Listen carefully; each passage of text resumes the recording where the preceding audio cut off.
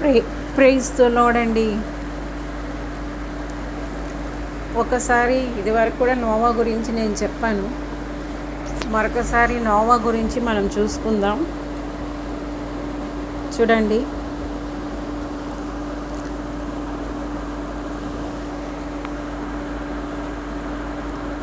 ఇక్కడి నుంచి చదువుదాం. 5వ వచనం నుంచి చూడండి. ఆదికాండం 5వ వచనం నుంచి. నరుల చెడుతనము భూమి మీద గొప్పదనియు వారి హృదయం యొక్క తలంపుల్లోని ఊహాంతి ఎల్లప్పుడూ కేవలం చెడ్డదని యెహోవా చూసి తాను భూమి మీద నరులను చేసినందుకు యెహోవా సంతాపం నంది తన హృదయంలో నొచ్చుకొనెను. అప్పుడు యెహోవా, నేను సృజించిన నరులను, నరులతో కూడా జంతువులు, పురుగులు, ఆకాశ పక్షాదులు భూమి మీద ఉండకుండా తుడిచివేయుదును. ఏలయనగా నేను వారిని సృష్టించినందుకు సంతాపము నొంది ఉన్నాను నేను. చూడండి, నరుల చెడుతనమాట భూమి మీద గొప్పదని. అందుకే హృదయము మోసకరమైంది, అది ఘోరమైన వ్యాధి కలని అంటారు.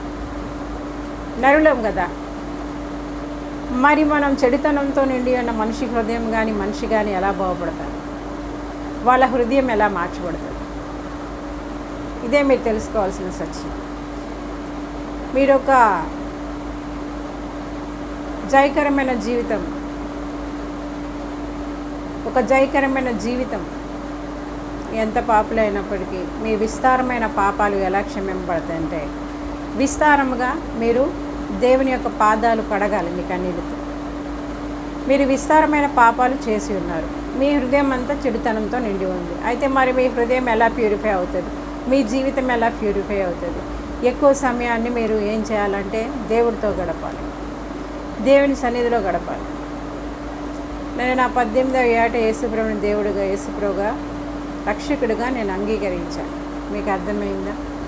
రక్షకుడిగా అంగీకరించాను. ఫస్ట్ నేను ఎలా రక్షింపబడినానంటే, ఆ రోజు ఒక స్వర్జన్ గారు అని, ఇదివరకు ఆయన తమిళనాడు నుంచి వచ్చారు, ఒక యూత్ రిట్రీట్. కాకపోతే మా ఫ్యామిలీలో అప్పట్లో మా ఆంటీ బాగా ప్రేయర్ చేసేది అందరి కోసం. మా తాతయ్య ఫాస్ట్ అయినప్పటికీ ఈ ఆంటీయే ఎక్కువ బాధ్యత భారం కలిగి అందరి కోసం పేరున ప్రేయర్ చేసేది. ఆ ఆంటీకి ఆ బాధ్యత భారాన్ని బట్టి మా అందరిని పిలిచేది. నేను ఆంటీ మాట తీసుకున్నాను. వాళ్ళకి ఎలాగో పిల్లలు లేరు, సో నన్నే వాళ్ళ అమ్మాయిగా ట్రీట్ చేసుకొని మొత్తానికి ఆంటీ బాగానే చూసేది. ఆ పరిస్థితుల్లో నన్ను పిలిచి వెళ్ళినప్పుడు ఆ యొక్క యూత్ రిట్రీట్లో ఆ రోజు ఆ సేవకుడు మాట్లాడుతున్నాడు, ఈరోజే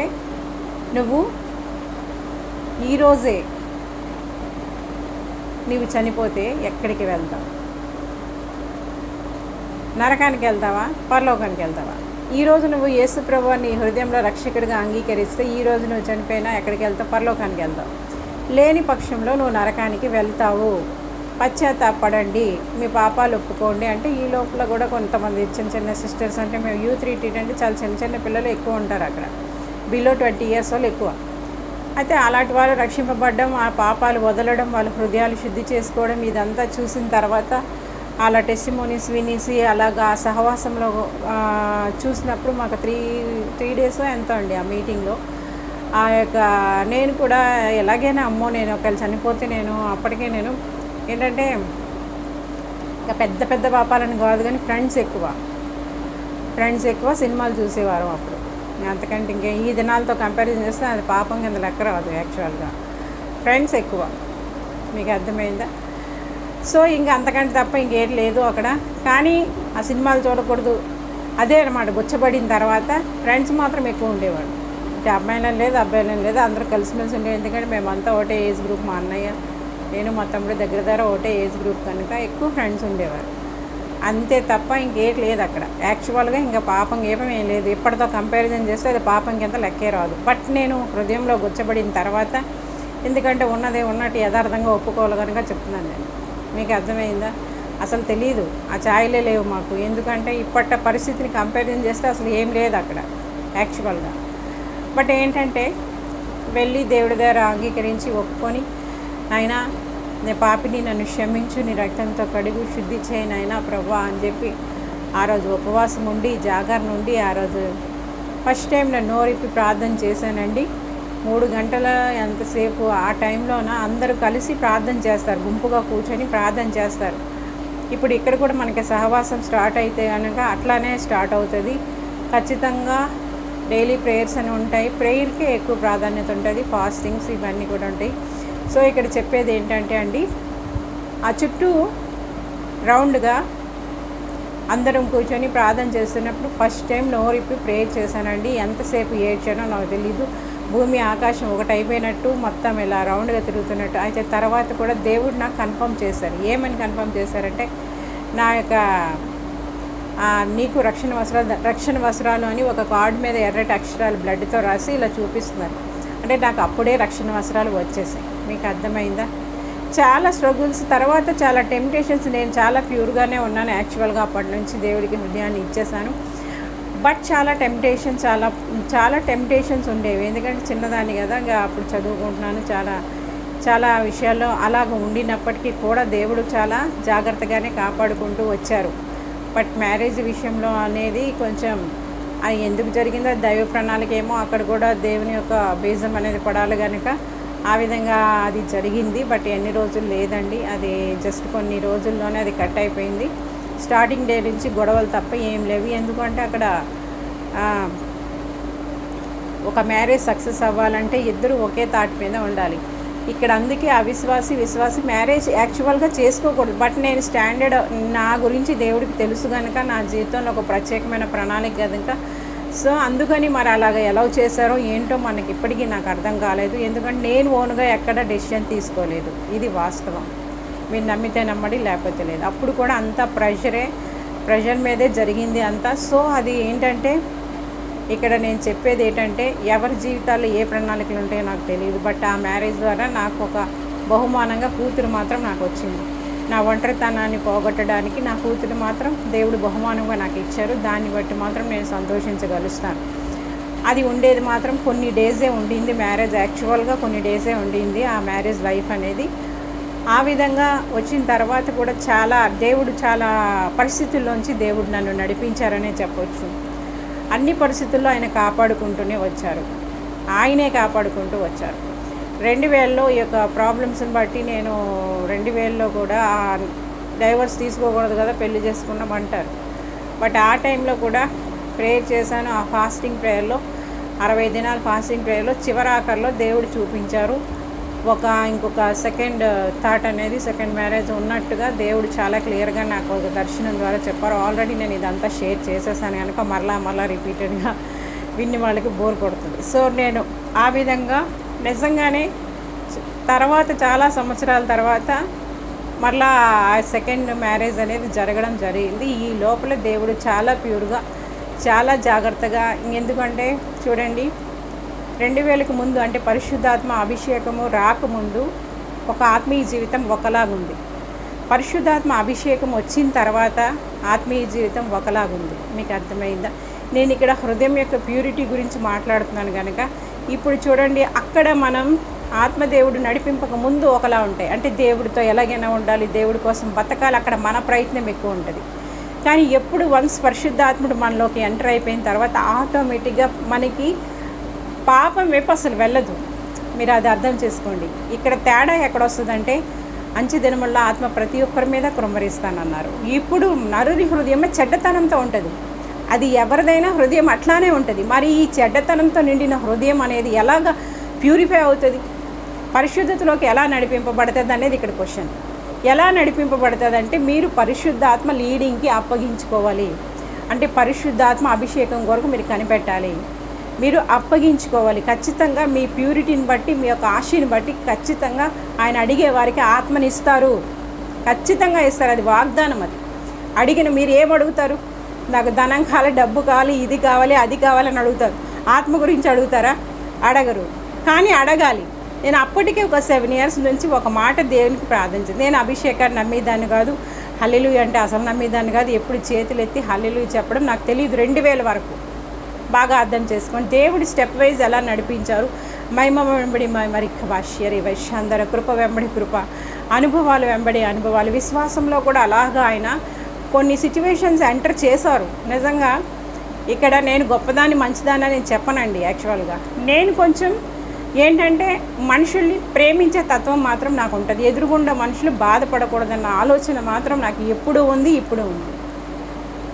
అలాగే నేను ఏమైనా ఆలోచిస్తాను తప్ప ఇంక అంతకంటే ఏముండదు. మరి దేవుడు నాకు ఎలాగో నాకు జన్మతః నాకు ఒక అభిషేకం ఉంది, అభిషేకంతోనే పుట్టాను కనుక అది ఇర్మియా అదే తల్లి గర్భంలో ఉన్నప్పుడే నేను అభిషేకం కనుక మరి ప్రత్యేకంగా నేను ఉండేదాన్నేమో నాకు తెలియదు. కానీ నా గురించి నాకు తెలుసు కదా, నా గురించి నాకు తెలుసు కదా, అవునా? కనుక ఈ విధంగా ఉండేది.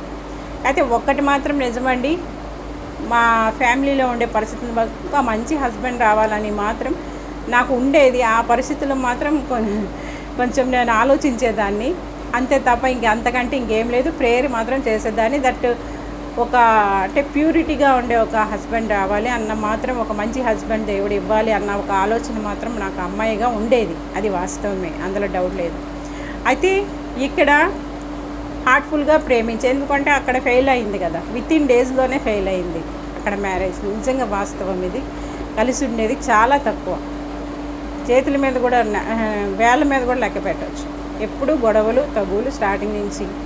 మరి ఎందుకు అట్లా జరిగిందో అది ఫుల్లీ ప్రెషర్ ద్వారానే జరిగింది, అందులో డౌట్ ఏం లేదు. ప్రత్యేకంగా నాకేవో యాంబిషన్స్ కానీ అలాగే అక్కడ ఏంటంటే ఏముండదు. నాకేంటంటే దేవుడు ఒక ప్రత్యేకమైన చోజన్ వన్ కనుక పుడుతూనే అట్లా ఉంది కనుక పరిస్థితి.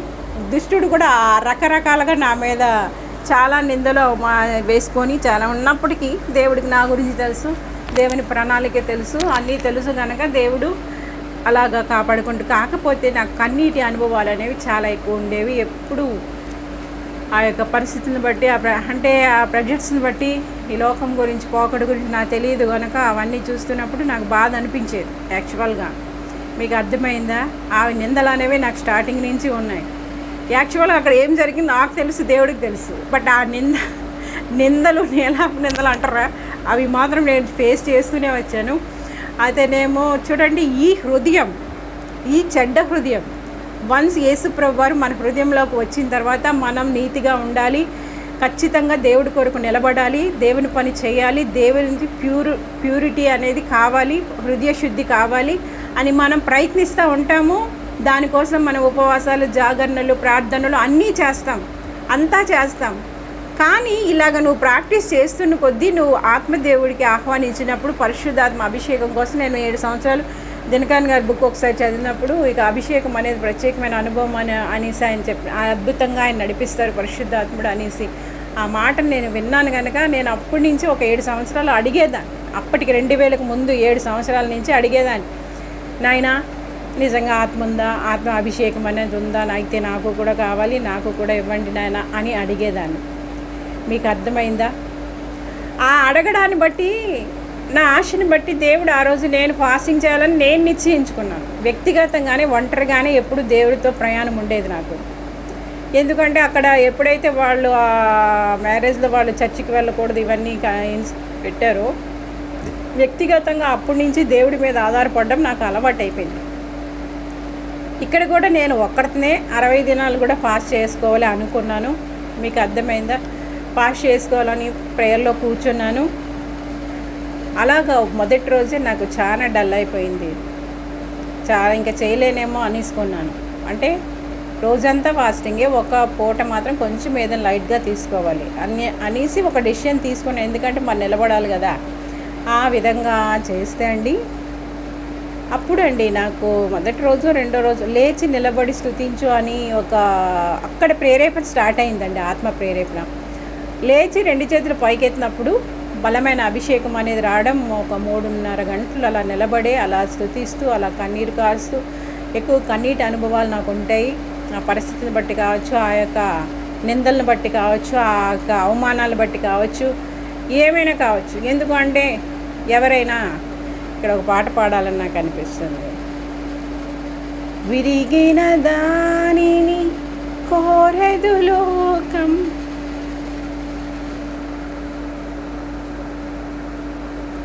విరుగనిచ్చో నీ దృష్టిలో శూన్యం. విరిగిన దానిని కోరదు లోకం, విరుగనిచ్చో నీ దృష్టిలో శూన్యం. అలయోకోబును విరిచిన దేవా, అలయోకోబును విరిచిన దేవా, ఇశ్రాయేలుగా మార్చుమున. చూడండి,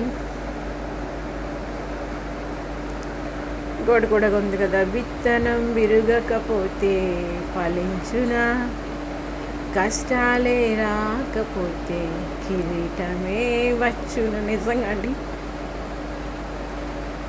ఆ అవమానాలు, ఆ నిందలు, ఆ విరిగినటువంటి ఆ పరిస్థితి లైఫ్లో చాలా ట్రైనింగ్ నాకు ఇంట్లోనే అయిపోయిందండి, మా అమ్మ దగ్గర అయిపోయింది.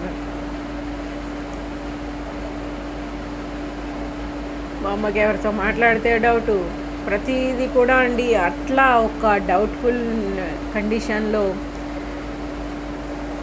బయటికి అడుగు పెట్టడం చాలా తక్కువ. నాకు అందుకే అది అలవాటు అయిపోయింది. అలాగా ఇప్పటికైనా నేను ఎవరితో ఫ్రీగా ఎవరితో మాట్లాడలేను, మూమెంట్ లేదు. అంటే కొంత ట్రైనింగ్ అలాగా ఉండడమే మంచిదైంది. ఇప్పుడు దేవుడితో ఎక్కువ సహవాసం చేయడానికి అవకాశం వస్తుంది. అందుకని ఏదైనా మనం దేవుడికి క్వశ్చన్ చేయక్కర్లేదండి. మీ లైఫ్లో మీరు ఈరోజు ఏ ప్రాబ్లం ఫేస్ చేస్తున్నప్పటికీ ఎవరిని ఏది క్వశ్చన్ చేయకండి. మిమ్మల్ని మీరు కూడా క్వశ్చన్ చేసుకోకండి. కేవలం దేవుడి దగ్గర లోబడండి, విధేయత చూపండి. మీ పాప హృదయాన్ని దేవుడికి అప్పగించండి. మీ పాడైన హృదయాన్ని, పాడైన జీవితాన్ని దేవుడికి అప్పగించండి. ఇంకా అది పాడైంది ఇంకా అనే పరిస్థితి వచ్చేస్తుంది కదండి. ఇప్పుడు డైవర్స్ అయిపోయింది, ఒక పాప ఉంది, అది ఎన్ని బాధలు పడ్డానో అసలు ఎలాగైందో వాళ్ళకి తెలియదు, అన్నోళ్ళకి తెలియదు. విడువబడినది అని అంటారా లేదా? విరిగిన పరిస్థితి అక్కడ ఎక్కడ యవ్వన జీవితంలోనే స్టార్ట్ అయిపోయింది. నాకు చాలా చిన్నప్పుడే విరిగిన పరిస్థితి అనేది స్టార్ట్ అయిపోయింది. చూసారా, చాలా చిన్నప్పుడే ఒక 21-22 ఇయర్స్ దగ్గర నుంచి అండి, నాకు 22 ఇయర్స్ వచ్చింది దగ్గర నుంచి ఆ విరిగిన పరిస్థితి అనేది స్టార్ట్ అయిపోయింది. ఇంకా ఇన్నన్ని ఇవి కాదండి, ఇంకా అసలే కొంచెం అందంగా ఉంటే, కొంచెం ఎర్రగా బుర్రగా ఉంటే తట్టుకోలేము. ఇంకా అన్నీ అనుమానాలే, అన్నీ అవమానాలే, అన్నీ నిందలే. ఎక్కడికి వెళ్ళాలంటే భయం, ఎవరితో మాట్లాడాలంటే భయం. అందుకని నేను ఇంట్లోనే పురుగులాగా అలాగే ఉండేదాన్ని. ఇంట్లోనే దేవుడితో తప్ప ఇంకా దేనితో కూడా నాకు అసలు సాటిస్ఫాక్షన్ ఉండేది కాదు. నాకు ఇంకా ఎవరితో సహవాసం చేయాలనే ఇష్టం ఉండేది కాదు, ఇంట్రెస్ట్ కూడా ఉండేది కాదు. ఆ తర్వాత మరి పాప కొత్తుందని చెప్పి ఇక కొన్ని జాబ్స్ చేయడం కానీ ఇవన్నీ జరిగాయండి. ఇదంతా నేను ఎందుకు చెప్తున్నాను, మీ హృదయం యొక్క శుద్ధి ఎలా వస్తుంది అంటే, మీరు ఇంకా చెడ్డగా ఇంకా మీరు మీ హార్ట్లోంచి ఇంకా చెడ్డదనం అనేది రాదు. అట్లాంటి ఒక పరిస్థితి మీకు ఎలా వస్తుంది అంటే పరిశుద్ధాత్మ ద్వారా వస్తుంది. ఇంకా దేవుడితో ఇంకా నడవడం అండి. ఇంకా ఏ పరిస్థితి అయినా, ఏ ప్రాబ్లం అయినా, ఏమైనా ఇంకా దేవుడికి చెప్పడం, వదిలేయడం.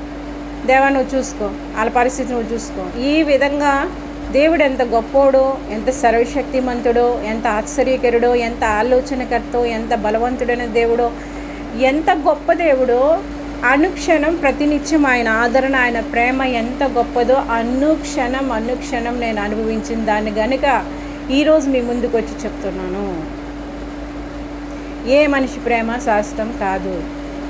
మీకు అర్థమైందా? ఒకవేళ దేవుడు ఒక గిఫ్ట్గా తెచ్చి మనకిస్తే ఏమో తెలియదు, కానీ ఇదొకటి ఏంటంటే అండి, జాగ్రత్తగా అర్థం చేసుకోవాలి. కొంతమందిని కాకపోతే మన జీవితాల్లో దేవుడు ఏర్పాటు చేస్తారు మన ఆదరణ కోసం.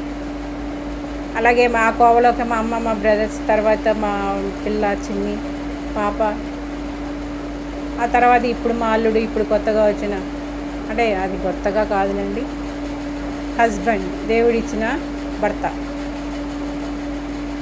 వీళ్ళందరూ వస్తారు లెక్కలోకి.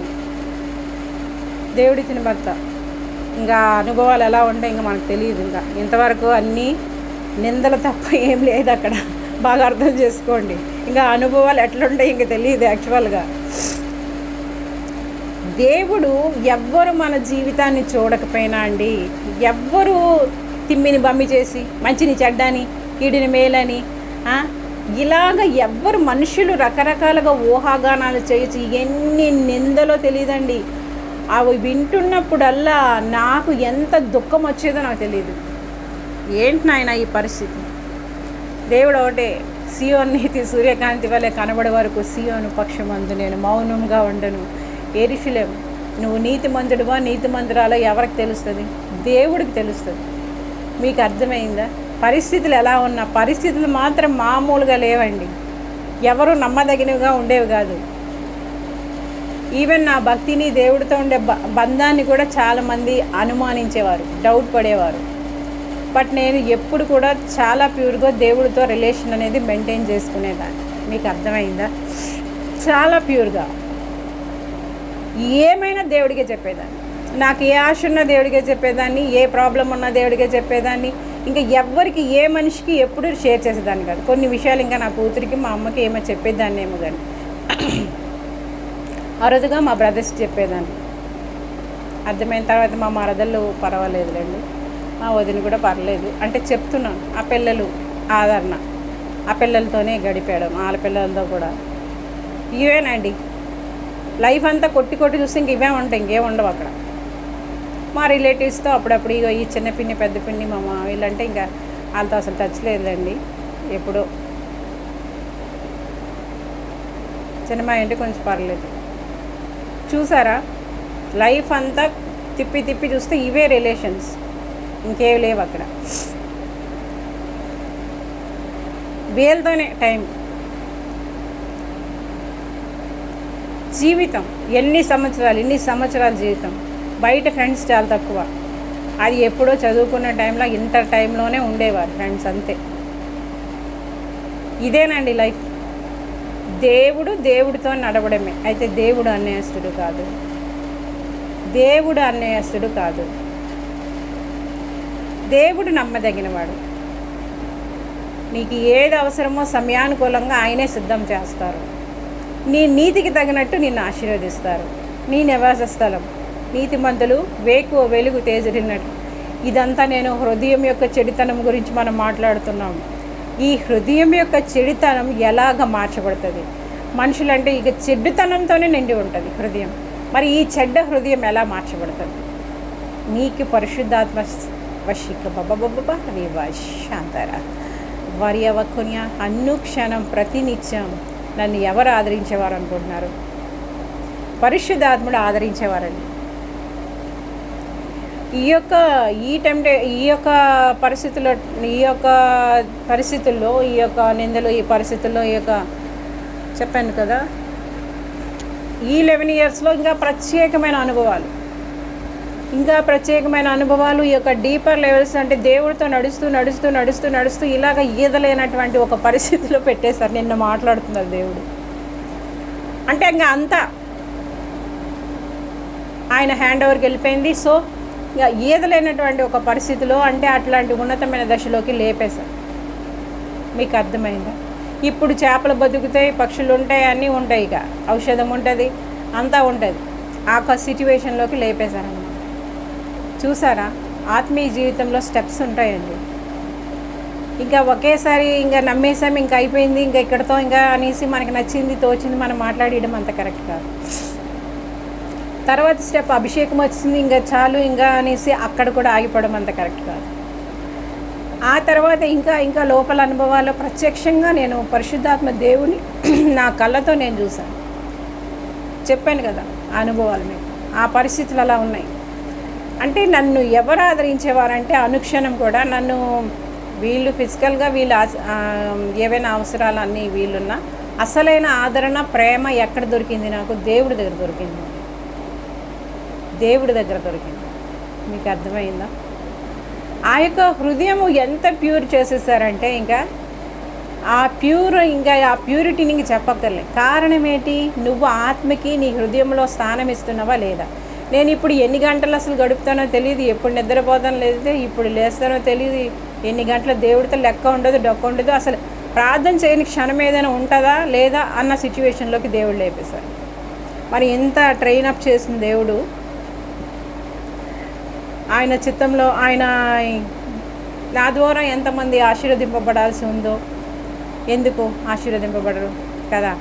సో ఇదంతా చూసారా, ఇలాగ ఒక్కొక్క స్టెప్లోకి నడిపించి ఆ హృదయాన్ని ఎంత చక్కగా ఎంత ప్యూర్గా చేసేసారో చూసారా. నాకు ఎవరి మీద కోపం ఉండదు, హృదయంలో ఎంత ఇదైనా సరే ఉండదు, ఏముండదు. మళ్ళీ చూసేటప్పటికీ చాలా చిన్న బిడ్డ స్వభావం అయిపోతుంది. మళ్ళీ ఆ హృదయం అనేది పరిశుద్ధాత్మ దేవుడు మన హృదయాల్లో నివసిస్తే అంత రూపాంతరం చెందిపోతుంది. ఎప్పుడు హృదయం రూపాంతరం చెందిందో ఆటోమేటిక్గా మన ప్రవర్తన కూడా అలాగే ఉంటుంది. ఎంత కాదండి, అవునా కాదండి, మన ప్రవర్తన కూడా అట్లానే ఉంటుంది. చూసారా, అనుక్షణం ఎన్ని అనుభవాల నుంచి వస్తే కానీ నాకు దేవుణ్ణి చూసారా, అంటే నేను చేసిందల్లా ఒక్కటే, నా చేయిని అనేది దేవుడికే అప్పగించేశాను, నా చేతిని దేవుడికే అప్పగించేశాను. ఈ యొక్క పాపంతో చూడండి చాలా జాగ్రత్తగా ఉండాలండి. ఇలాగని ఇంకా మనం నిర్లక్ష్యంగా ఉండడానికి, నచ్చినట్టు ఉండడానికి లేదు. చాలా అలర్ట్నెస్ ఆటోమేటిక్ మనకు వచ్చేస్తుంది. మీకు అర్థమైందా?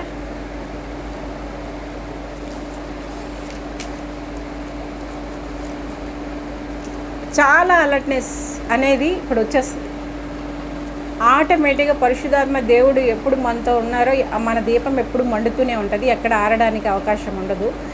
బట్ అది ఆ యొక్క దివ్యలో నూనె అనేది పోసుకోవాల్సిన బాధ్యత మనకు ఉంటుంది. అదే ప్రార్థన, విజ్ఞాపన, స్తుతి, ఆరాధన, ఏది ఇవన్నీ కూడా తోడు అవ్వాలి. వాక్య ధ్యానం ఇది మనం కూడా చర్య ఉండాలి. అప్పుడు ప్రతిచర్య ఉంటుంది. ఇప్పుడు నువ్వు నెగ్లెక్ట్ చేస్తావు, ఆత్మని నెగ్లెక్ట్ చేస్తావు, ఆత్మీయ జీవితాన్ని నెగ్లెక్ట్ చేస్తావు, నువ్వు ఎందులో పడిపోయావు, ఏదో శోధనలో పడిపోయావు, దేవుడిని నెగ్లెక్ట్ చేస్తావు అంటే మరి అక్కడ పరిశుద్ధాత్మ దేవుడు వదలరు. నువ్వు ఏ పరిస్థితిలో ఉన్నా వదలరు, ఆయన పట్టుకొని మళ్ళీ సెట్ చేసేస్తారు, కాదని నేను అనట్లే. కానీ అలాగ మనం ఆదమరుపుగా ఉండడానికి ఆత్మీయ జీవితంలో ఎప్పుడూ లేదు. నీ హృదయం శుభ్రంగా శుద్ధిగా ఉండాలంటే ఎల్లప్పుడూ కూడా నీకు అలర్ట్నెస్ అవసరము, మంట అవసరం. పరిశుద్ధాత్మని యొక్క మంట అది దేదీప్యమానంగా ప్రకాశించాలంటే నీ ప్రయత్నం కూడా అవసరమే. ఇంకా వచ్చేసానులే, ఇంకా గోల్డ్ రీచ్ అయిపోయినలే, ఇంకా ఇది అయిపోతుందిలే, ఆ పని చేసి వచ్చానులే, ఇంకా దేవుడితో ఏం పని, లేకపోతే చర్చికి వెళ్ళి వచ్చాను ఇంకేం పని కాదు. అనుక్షణం అనునిత్యం ప్రతిదినం కూడా దేవుడి మీద ఆధారపడాలి. హృదయాన్ని చెక్ చేసుకోవాలి. ఎల్లప్పుడు కూడా నీ హృదయం ఎట్లుంది చెప్పాను కదా, హృదయం మోసకరమైనది, అది ఘోరమైన వ్యాధి కలది. ఆ వ్యాధి ఎక్కడ ప్రారంభమైందో నువ్వు గుర్తించాలి. ఏమైనా వ్యాధి ప్రారంభమైతే దానికి ఫుల్ స్టాప్ పెట్టాలి, లేకపోతే ఆ హృదయమే నిన్ను పతన దశకి తీసుకొని వెళ్ళిపోతుంది. ఇక్కడ కూడా అదే జరిగింది. భూమి మీద గొప్పదనియు వారి హృదయం యొక్క తలంపుల్లోని ఊహ అంతా ఎల్లప్పుడూ కేవలం చెడ్డదని యెహోవా చూచి తాను భూమి మీద నరులను చేసినందుకు యెహోవా సంతాపం నొంది తన హృదయంలో నొచ్చుకొనెను. అప్పుడు యెహోవా నేను సృజించిన నరులతో కూడా జంతువులు, పురుగులు, ఆకాశ పక్షాదులు భూమి మీద ఉండకుండా తుడిచివేయనియాలి అనగా నేను వారిని సృష్టించినందుకు సంతాపం ఉంది. ఇంకా దేవుడు ఏం చేస్తాడు? అప్పటికి పరిశుద్ధాత్మ అనేది ఇంకా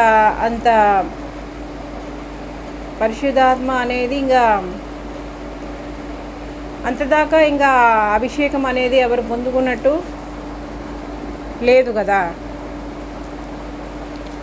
ఈ యొక్క పరిశుద్ధాత్మ దేవుడు అనేది అంత ఇప్పుడు ఉన్నంత ఎక్కువగా అప్పుడు లేరు యాక్చువల్గా అభిషేకం అనేది కదా. ఆ టైంలో నోమో టైం వరకు కూడా అసలు లేనట్టే మనకి అనిపిస్తుంది కదా. కాస్త మాకు ఒక కోరిక వైశ్యంతారా బాబా అర్యావత్వన్యాష్మి ఏంటంటే అండి, ఇంకా వాళ్ళ హృదయాలు ఎలా మారుతాయి? ఇంకా చెడ్డతనమే. దేవుడు సృష్టించారు, ఆత్మ జన్మలపైన అల్లాడుతున్నారు కదా. సో వాక్కు ద్వారా దేవుడు సమస్య సృష్టిని చేశారు, నరులను చేశారు. ఆదమ్ అవ్వల దగ్గర నుంచి స్టార్ట్ అయింది కదా పాపం. వీళ్ళు అలాగ అభివృద్ధి చెందుతున్నారు. చెందినప్పుడు వీళ్ళందరినీ చూసినప్పుడు హృదయంలో చెడ్డతనం తప్ప, చెడ్డ తలంపులు తప్ప ఆ ఊహ అంతా ఎక్కడ చెడిపోయింది? అది ఆదమ్ అవ్వల దగ్గర చెడిపోయింది, వద్దని పని చేశారు కదా. అక్కడ చెడిపోయిన ఆ హృదయం చెడ్డతనమే వచ్చింది అంతవరకు. ఇంకా దేవుడు నేరకపోయిన చేస్తానని ఇంకా దేవుడే సంతాపడ్డాడు ఈ మనుషులను చూసి. ఇక సంతాపడి ఏమనుకున్నారంటే నేను ఈ చేసిన సృష్టి అంతా నాశనం చేసేస్తాను అనుకున్నారు. మీకు అర్థమవుతుందండి? దేవుడు బాగానే అన్నీ చేస్తారు, మరి నీ హృదయం ఎలా ఉంది? నువ్వు ఎలా ఉన్నావు? ఆ దినాల్లో ఇంకా రక్షకుడు పుట్టలేదు భూమి మీద, కానీ ఇప్పుడు మనకి రక్షించడానికి ఎంత చెడ్డ హృదయాన్నైనా మార్చడానికి ఎవరు ఉన్నారు? యేసుప్రభు ఉన్నారు. నీది ఎంత చెడ్డ హృదయమైనా చూడండి. అందుకే నేను డీపర్ లెవెల్స్లోకి వెళ్ళాలి అని ఫస్ట్ నేను స్టార్టింగ్లో ఒక మెసేజ్ ఇచ్చాను. ఇంకా వీళ్ళ మీద వాళ్ళ మీద ఆయాసపడుతున్నాం, ఇంకా వాళ్ళని తిట్టుకుంటున్నాం, ఇంకా వాళ్ళ పాయింట్అవుట్ చేస్తాం, ఇదంతా కాదు. కానీ ఒక అభూతమైన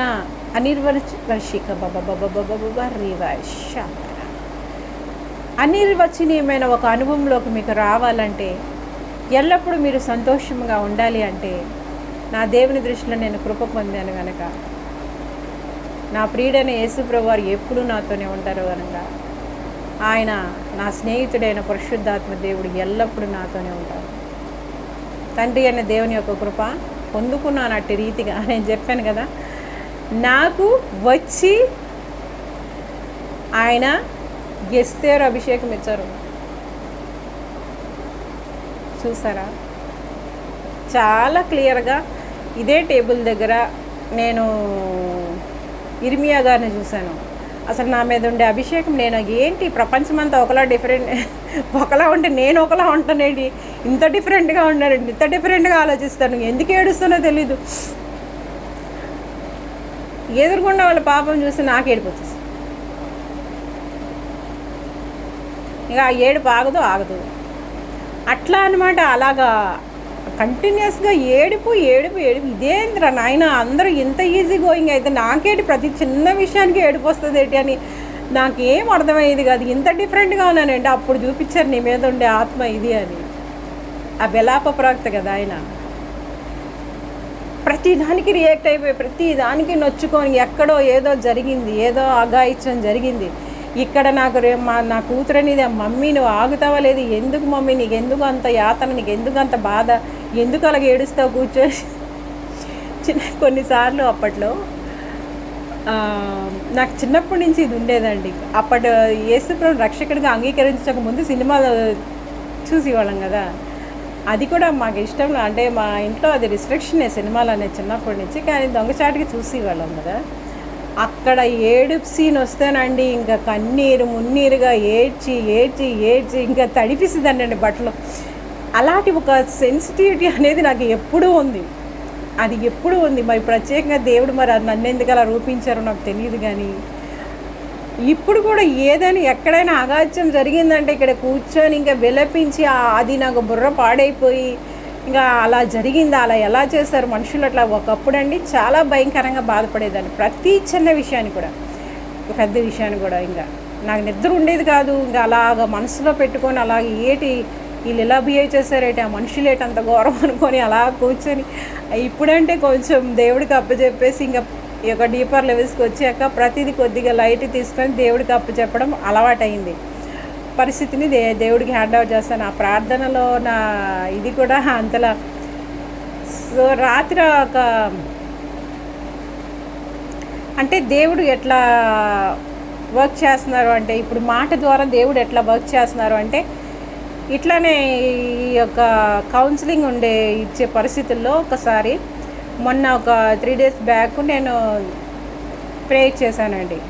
తనకి ప్రేయర్ చేసినప్పుడు క్లియర్గా నాకు ఇక్కడ చూపించారు, అక్కడ చీకటి వదిలేసింది. నాకు ఇవి ఎప్పుడు ఉండేవి, కానీ రాత్రి కూడా నేను అదంతా అయిపోయినాక చూసాక ఏ చీకటి అనేది వదిలేసిందో అది నా దగ్గరకు వచ్చింది. ఇది నాకు ఎప్పుడు అనుభవాలు ఉంటాయండి. ఎక్కడ ఎంత దూరంలో వాళ్ళు ఉన్నా వాళ్ళకి నేను ఇక్కడ బైండ్ చేసినప్పుడు అక్కడ చీకటి వదిలేయడం నేను చూస్తాను చాలా క్లియర్గా. ఇప్పుడు కూడా చాలా క్లియర్గా నాకు ఆత్మ విషయాలు అనేవి చూపించేస్తూ ఉంటారు దేవుడు. అంటే ఆత్మ నేత్రాలతో చూపించేస్తూ ఉంటారు చాలా విషయాలు. చాలా సంవత్సరాల నుంచి ఉందండి, ఇంకా స్పోర్టివ్గా ఉన్నారు ఇప్పుడు. మీకు అర్థమైందండి. ఈ మంచి అంతా కొన్ని గోల్స్ రీచ్ అవ్వాలన్న ఉద్దేశంతో అట్లాగా ఉండేది కదా, ఇప్పుడు పూర్తిగా ఫుల్లీ ఫ్రీ కదా. సో ఇప్పుడు ఇంకా ఏంటంటే ఇంకా ఫుల్గా యాక్టివేట్ స్టార్ట్ అయిపోయింది కదా పరిచర్య. సో ఇప్పుడు ఏంటంటే అండి, ఇక్కడ నేను చెప్పొచ్చేది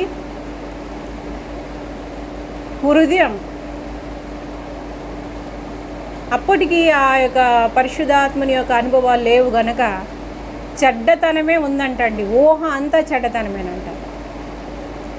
ఆ యొక్క ఆలోచన విధానం అంతా చెడ్డతనమే అంట.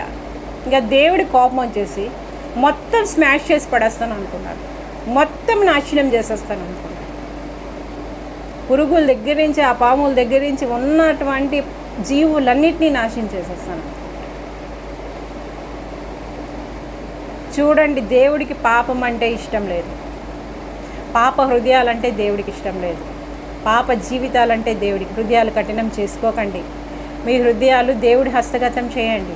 మీరు ఎంత నిర్మలంగా, ఎంత నిశ్చలంగా, ఎంత పరిశుద్ధంగా, ఎంత పవిత్రంగా అంటే అంత పవిత్రంగా మిమ్మల్ని కూడా దేవుడు చూసుకుంటారు. మనుషులు ఏమనుకోనివ్వండి, అంత జాగ్రత్తగా, అంత వాల్యుబుల్గా మీరు దేవుడి కోసం ఎంత పవిత్రంగా ఉంటే దేవుడు కూడా మీరు అంతే వాల్యూగా, అంత విలువైన వ్యక్తులుగా తీర్చిదిద్దుకుంటారు. దేవుడే వచ్చి నాతో నివాసం చేస్తారంటే మీరు నమ్ముతారా లేదా? నేను అవి చాలా అనుభవాలు మీకు నేను చెప్పాను.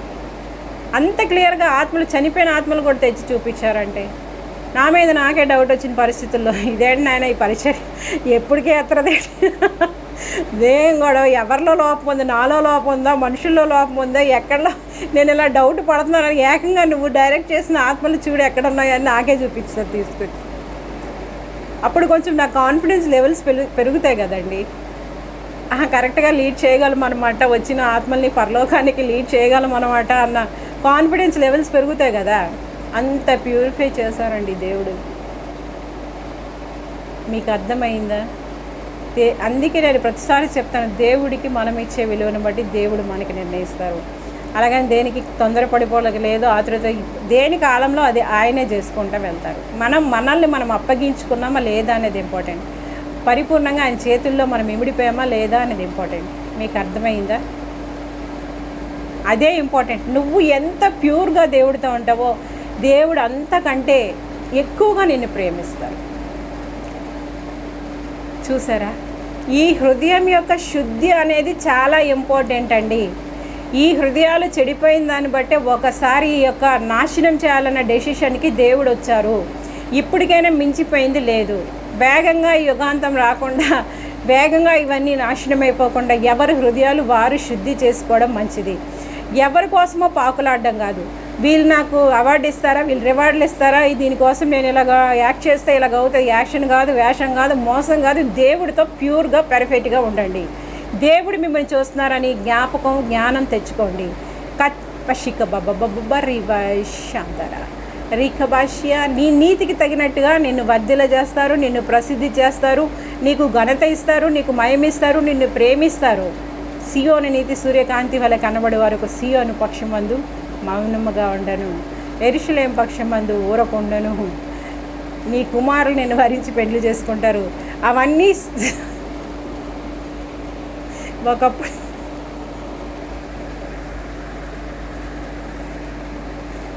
ఒకప్పుడు ఇచ్చిన వాగ్దానం అవి నెరవేర్చబడ్డప్పుడు నేను చూస్తున్నాను. నిజంగా ఇది నేను చెప్పొచ్చేది ఏంటి అంటే, దేవుడు ఎంత నమ్మదగినవాడు. నువ్వు ఎంత నమ్మకంగా ఉంటే దేవుడు అంతకంటే ఎక్కువ నీతో నమ్మకంగా ఉంటాడు.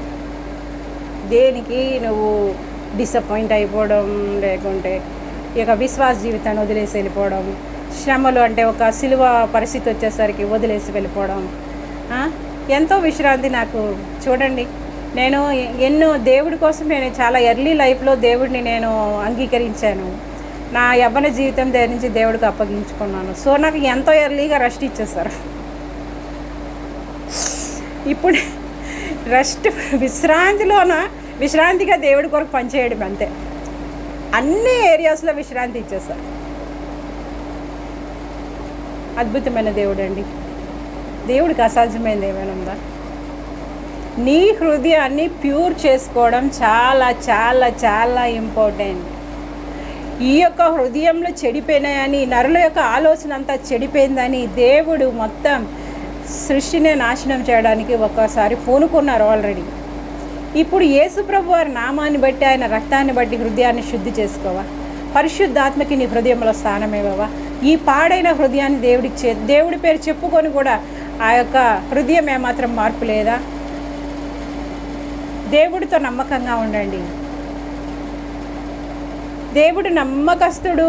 వాగ్దానం చేసిన దేవుడు నమ్మకస్తుడు. ఆయన నమ్మదగిన దేవుడు. నువ్వు ఎవ్వరికంటే ఎక్కువగా దేవుడిని నమ్మొచ్చు. నీ కోసం ఆయన ఏం చేయడానికైనా సిద్ధమైపోతారు. ఎంతమందితో పోరాడడానికైనా సిద్ధమైపోతారు. ఎంతమందితో యుద్ధం చేయడానికైనా సిద్ధమై వశిక బబ్బ రీవశందర రీఖరవ రీవశందర. నీ కోసం, నిన్ను ప్రూవ్ చేయడం కోసం ఆయన దేనికైనా నిలబడిపోతారు. భూమి ఆకాశాలు చేసిన దేవుడు నీకేం చేస్తారు, ఏం పొదువు చేస్తారు, ఏం తక్కువ చేస్తారు. కొన్ని టెస్టింగ్స్, పరీక్షలు అనేవి ఉంటాయి. ఉండకుండా ఎలాగా? శ్రమ కొలింలో పరీక్షిస్తారు, ఇబ్బంది కొలింలో పరీక్షిస్తారు, యొక్క అగ్ని కొలింలో పరీక్షిస్తారు, పుట్టము వేస్తారు. అలా లేకుండా నువ్వు శుద్ధ సువర్ణం ఎట్లా అవుతావు? శుద్ధ సువర్ణం ఎట్లా అవుతావు?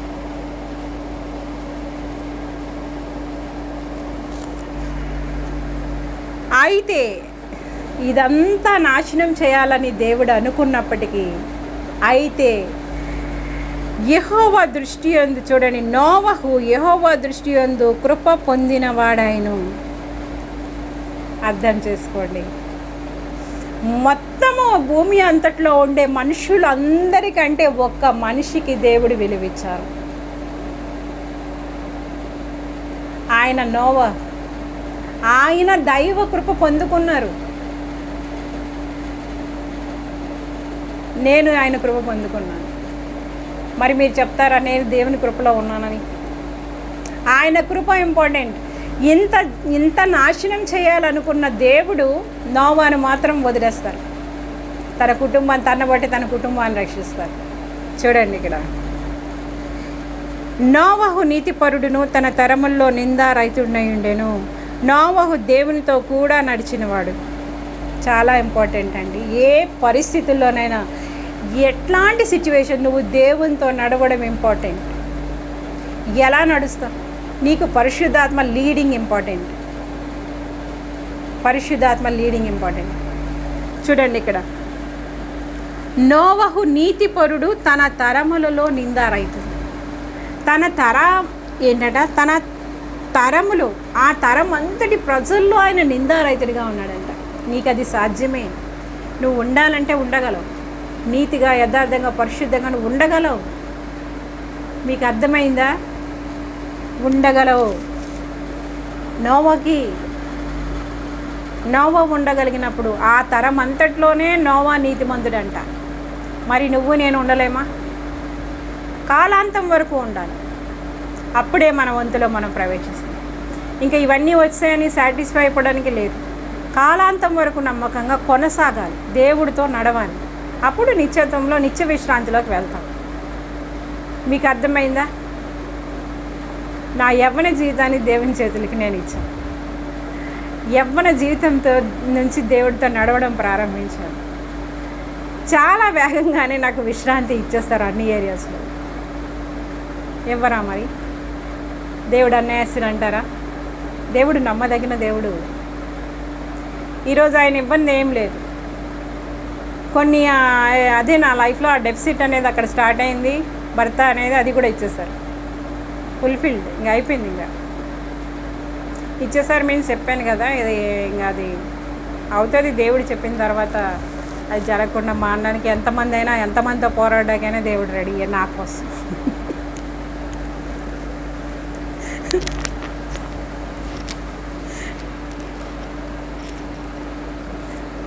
ఆయన కాలంలో ఆయన చేస్తారు. మీకు అర్థమైందా? చూడండి, నేను సంతోషంగా ఉన్నాను. దేవుడితో నేను సంతోషంగానే ఉంటాను. ఎప్పుడు ఎల్లప్పుడు సంతోషంగానే ఉంటాను. నో డౌట్ ఎట్ ఆల్ అందులో. మరి మీరు ఈ తరంలో నిందారహితులుగా ఉండొద్దా? నిర్దోషులుగా ఉండొద్దా? నీతిమంతులుగా ఉండొద్దా? మరి ఎలా ఆ నీతిని స్వతంత్రించుకుంటారు? యేసు ప్రభువారి రక్తం ద్వారా, యేసు ప్రభువారి నామం ద్వారా, పరిశుద్ధాత్మ నడిపింపులో తండ్రికి బిడ్డలుగా, పరలోక తండ్రి బిడ్డలుగా కొనసాగవచ్చు. మీరు ఆయన కృపలో మీరు నడవచ్చు. మీకు అర్థమవుతుందండి? ఎంత సంతోషకరమైన విషయం కదా, చాలా సంతోషదాయకమైన విషయం. మొన్న కూడా నేను ఆతృత పడుతున్నాను, వేగంగా చర్చి కట్టేయాలి మళ్ళీ అన్నారు.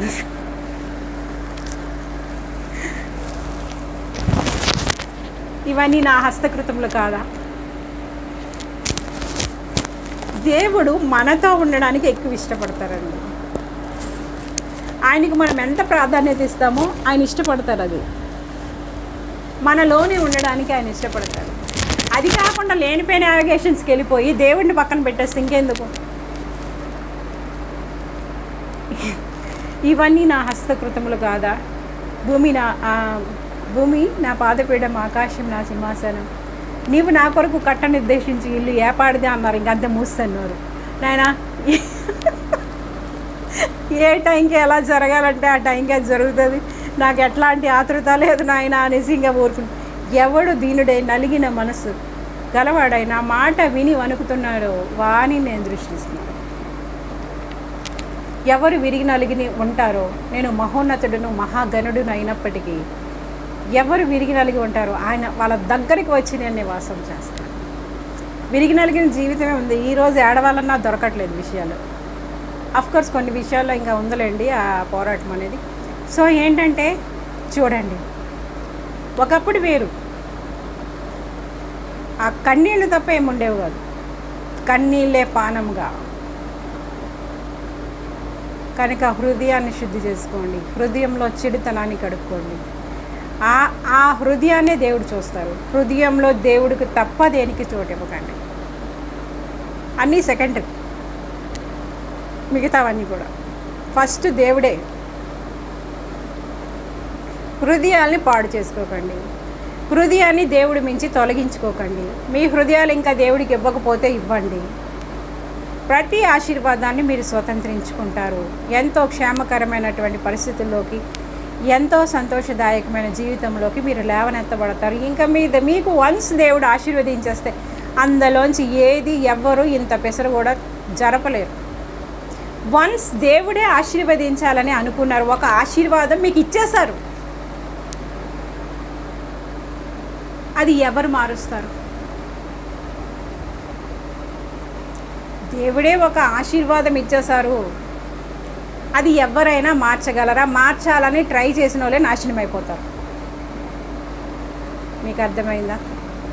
యెహోవాను సర్వశరీరులకు దేవుడను. నేను అదే చూశాను. దేవుడు ఒక్కటి ఆశీర్వదించారు, అదే ఆ పోరాటాలు అనేదాన్ని కదా. దేవుడే అది క్లారిఫికేషన్ ఇచ్చేసి ఆ ఆశీర్వాదం నాకు రాసేస్తే అది నాదైనప్పుడు, వీళ్ళు జరపాలని ట్రై చేసినప్పుడు, నా దగ్గర నుంచి ఆశీర్వాదాన్ని జరపడానికి మనుషులు ట్రై చేస్తే అలా మండలు ఎరగొట్టిరా దేవుడు? ఖచ్చితంగా ఎరగొట్టేస్తారు. నా కోసం ఎంతమందితోనైనా ఆయన యుద్ధం చేస్తారు. రాజీ పడిపోండి, దేవుడికి రాజీ పడిపోండి. ఇది వాస్తవం. నేను ఉన్నట్టు చెప్పాలి కనుక చెప్తున్నాను, అంతే. మీకు అర్థమైందా? దేవుడికి అప్పగించేస్తాను ప్రతి పరిస్థితి కూడా. అప్పగించేసాను, ఆయన హ్యాండ్ ఓవర్ చేశాను పూర్తిగా. సో ఇప్పుడు ఏంటంటే అండి, మరి మీరు నీతిమంతులుగా మార్చబడరా? ఇంకా నోవా గురించి నేను చెప్తాను. ఎందుకంటే ఈ యొక్క జలప్రలయం యొక్క యుగాంతం ఇది అది అనుకొని బయలుదేరారు కనుక మీ జీవితాలు మీరు ఎలా సరి చేసుకోవాలి, దేవుడితో మీరు ఎలా రాజీ పడాలి, దేవుడితో మీరు ఎలా సమాధాన పడాలి, ఎలాగైతే మీరు రక్షింపబడతారు. ఇంత జలప్రలయంలో ఈ జలప్రలయం ఇంకా చెప్పలేదు కదా, అంతా నాశనం చేయాలనుకున్న దేవుడి దృష్టిలో నోవా నీతిమంతుడిగా ఎలా అయ్యారు? ఆయన దేవుడితో నడవబట్టి దేవుడితో నడిచారు కనుక ఆయన నీతిమంతుడిగా, నిందారహితుడిగా దేవుడు చూశారు. మరి ఈరోజు మీరు ఏ స్ట్రగుల్స్ మధ్య, ఏ అవమానాలు, ఏ నిందలు, ఎలాంటి పరిస్థితులు, ఏ పాప జీవితంలో ఉన్నప్పటికీ కూడా నీ విస్తారమైన పాపాలు ఎప్పుడైతే నువ్వు విస్తారమైన కన్నీళ్ళు గార్చకపోతాయి. మీకు అర్థమైందా? నువ్వు ఎంత విస్తారమైన పాపాలు చేసినప్పటికీ కూడా నువ్వు నీతిమంతుడిగా, నిందారహితుడిగా యేసుప్రభువు వారి రక్తం ద్వారా, ఆయన ఆత్మ ద్వారా నడిపింపబడతావు. పూర్వపు పాపం ఏది కూడా జ్ఞాపకం చేసుకోరు. మంచు తొలగినట్లుగా నీ అతిక్రమం మబ్బు విడిపోనట్లుగా నీ పాపాలని తొలగించేస్తారు, నీ అతిక్రమాలు క్షమించేస్తారు. మరి నువ్వు నీతిమంతుడిగా, నిందారహితుడిగా ఉండొద్దా? ఆయన యొక్క పరిశుద్ధమైన దైవ సంకల్పం నీలో ఉంది అంటే నువ్వు ఇంకా ఎంత, నువ్వు చోజన్ వన్స్కి ఖచ్చితంగా కష్టాలు ఉంటాయండి. దేవుడితో అయితే చూస్ చేయబడి, నేను చెప్తున్నా కదా, నా 18వ ఏట నుంచి కూడా నేను కష్టాలు పడడం ప్రారంభమైంది. నాకు ఆ స్ట్రగులింగ్ అనేది నా 18వ సంవత్సరం నుంచి స్టార్ట్ అయింది. ఎప్పుడైతే యేసు ప్రభువుని రక్షకుడిగా నేను స్వీకరించానో అప్పటి నుంచి స్టార్ట్ అయింది. అలాగని దేవుడిని నేను ఎప్పుడూ వదలలేదు, దైవ నీతిలోంచి ఎప్పుడు నేను తప్పలేదు, ఏ పరిస్థితుల్లో తప్పలేదు. మీకు అర్థమైందా అండి? మీకు అర్థమైందా? మీరు అర్థం చేసుకుంటున్నారని అనుకుంటా. అది ఎంత క్లిష్టమైన కష్టమైన పరిస్థితి అయితే, నువ్వు చోజన్ వన్ అయితే, నీకు పిలుపు ఉంటే, దేవుడు నిన్ను పిలుస్తూ ఉంటే, దేవుడి పిలుపు నిర్లక్ష్యం చేయదు. లోబడు, విధేయత చూపించు, ఆయన చిత్తానికి లోబడు. చాలా అద్భుతంగా దేవుడు నీ జీవితాన్ని తీర్చిదిద్దేస్తారు. నా జీవితం ఇంత చక్కగా ఉంటుందని ఎప్పుడు నేను అనుకోలేదు. ఆఫ్కోర్స్ దేవుడు ఏదైనా చేయగలనని నాకు తెలుసు, కానీ ఎలాగ ఆయన తీర్చిదిద్దారో నాకు తెలియదు కదా. ఆయన ప్లాన్ ఏంటనేది నాకు తెలియదు. నన్ను నేను దేవుడికి అప్పగించుకున్నానా లేదా అనేది ఇక్కడ ఇంపార్టెంట్. మరి నువ్వు నిందారహితుడిగా, నిర్దోషిగా, ఎంతమంది నశించిపోయినా వాళ్ళ మధ్యలో నిన్ను రక్షించే విధంగా నీ జీవితం ఉందా? దేవుడితో నువ్వు నడుస్తున్నావా? ఇది చాలా ఇంపార్టెంట్. హృదయ శుద్ధి ఇంపార్టెంట్. హృదయ శుద్ధే యేసు ప్రభు చేస్తాడు. మరి మీ జీవితాలు, హృదయాలు దేవుడికి అప్పగించుకే. నోవా గురించి చెప్పుకుందామండి. నోవా నీతిపరుడు, తన తరముల్లో నిందారహితుడై ఉండెను. నోవాహు దేవునితో కూడా నడిచినవాడు. నోవా యెహోవా దృష్టియందు కృప పొందినవాడు. చూసారా? భూమి మీద అంతటినీ నాశనం అనుకున్నారు, కానీ నోవాని మాత్రం దేవుడు వదిలేశారు, తన కుటుంబాన్ని. ఎందుకు అంటే ఆయన నీతిమంతుడు, నిందారహితుడు, దేవునితో కూడా నడిచినవాడు. మరి ఆ కోవలోకి నువ్వు రావా? ఎంతసేపు లోకమేనా? ఎంతసేపు లోకం పాపమేనా? ఒకవేళ నువ్వు చూజన్ వన్ అయితే దేవుని పిలుపు నువ్వు అందుకోవా? లోబడవా? దేవుడి కొద్ది మాటలు అనేక మంది ఎంకరేజ్ చేయబడుదురుగాక. Praise lord.